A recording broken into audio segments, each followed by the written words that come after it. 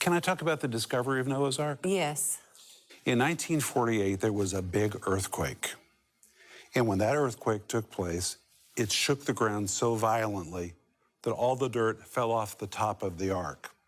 And a local Kurdish village first noticed it. And guess what month that was? May 1948, the same month that Israel was reestablished as a nation. Wow. It's like two prophetic voices that God was speaking to us, Israel and the ark. Coming judgment, the reestablishment of Israel. I mean, that is not coincidental. No. And then it was kind of ignored. People didn't pay attention to it until 1959. And they were flying over the area to take new aerial photographs to make new maps. And a man named Darupanar was looking at all the photographs. And he said, "What is that?" He said, "That is a ship." And he sent it to a expert in the United States named Brandenburger, the same man who identified the missile sites in the Cuban Missile Crisis. He was the #1 guy in the world. He said, "I have no doubt at all, this is a ship in the mountains of Ararat," and that's what started it all. Then it appeared in Life magazine in 1916, and a man named Ron Wyatt saw that. Right. I've interviewed him. And what was that like interviewing him? Well, I mean, he was totally convinced that, you know, that was Noah's Ark. And I know in your book, you back up this belief with many people that had gone there and seen it and even written about it. Talk a little bit about that. Well, Noah's Ark is a big deal. It is. And so ancient people would go there to see it. And they even wrote where it is. They said it was just below the Silk Road. Well, if you go up to where the place of the landing is on that lower mountain of Ararat, it is the Silk Road. And so the travelers traveling the Silk Road would take a little detour. They would go down the hill to the Ark.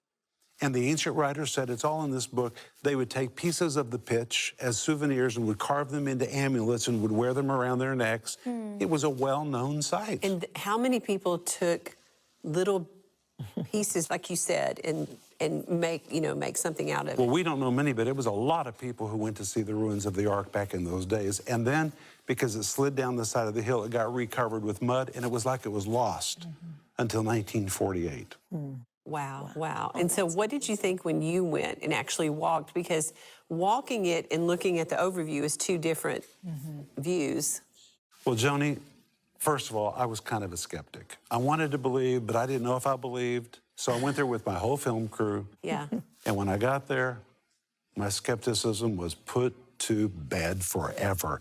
You can see the rib timbers that are now beginning to protrude from the structure.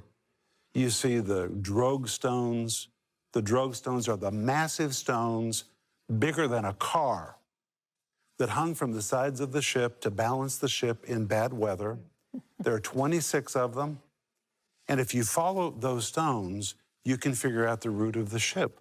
So as the waters begin to go down and they begin to calm, Noah and his boys begin to cut those stones and they begin to drop. And you can follow them like breadcrumbs and see how the Ark went like this and then turned and just sailed into the lower mountains of Ararat. And in addition to that, in the valley below, there is the ruins of a Byzantine church, which was built on top of what the ancient people said was the ruins of Noah's house. Well, Noah lived for 350 years after the flood. He didn't live in a tent for 350 years. Right. He would have lived in a house. And there's one more thing I forgot to tell you about earlier. Just up above where the Ark is, there's a cliff. And below that cliff really are the ancient ruins of Misha, which is referred to in Genesis chapter 10, verse 30, the first settlement after the flood. And on the bottom of those cliffs are petroglyphs that show rhinoceros, elephants, giraffes, things which are not native to Turkey. Wow. But these were the things people saw come off of the Ark. And it's all carved in the stones there. Wow. In those rocks. Now, one of the things that people have a question about is what happened after the flood.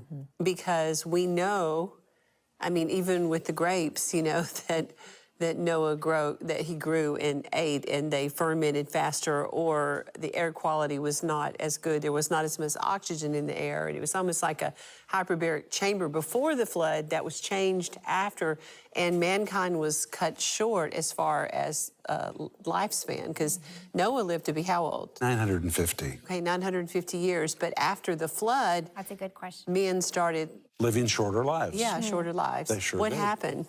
Well, the atmosphere changed. Before the flood, there was a canopy of water that surrounded the earth, so the entire earth was like a greenhouse. Well, in a greenhouse, things just keep growing and growing and growing, and that explains why, one reason why things were huge. Things just lived and lived and lived. People lived long lives. And you talked about the redwoods. The redwoods in the northern coast of California, they're enormous, and they're 5,000 years old. Why? Because there's a canopy of clouds over that coast. It's like a greenhouse. Remove that, and they can't grow long like that. So all of a sudden, we were exposed. Exposed in a to way. radiation, to the sun, to ultraviolet rays. Plus, the human gene pool had become defiled. It wasn't what it was before the flood. 'Cause And it- lifespan began to be decreased. So originally, we were created to live forever, We were. and then sin entered That's and right. changed everything, disrupted the atmosphere of the earth, and things began to die that would have never died That's to correct. start with. And we're still suffering the effects of that even today in a greater way. But Jesus came to reverse the curse. Yes, he did. Praise God. Yes, he did. Well, before you leave, be sure to hit that like and subscribe button. Also, we would love to hear how the Lord is moving and touching your heart right now. So be sure to comment below, and then share this video with someone you feel needs it just as much as you did.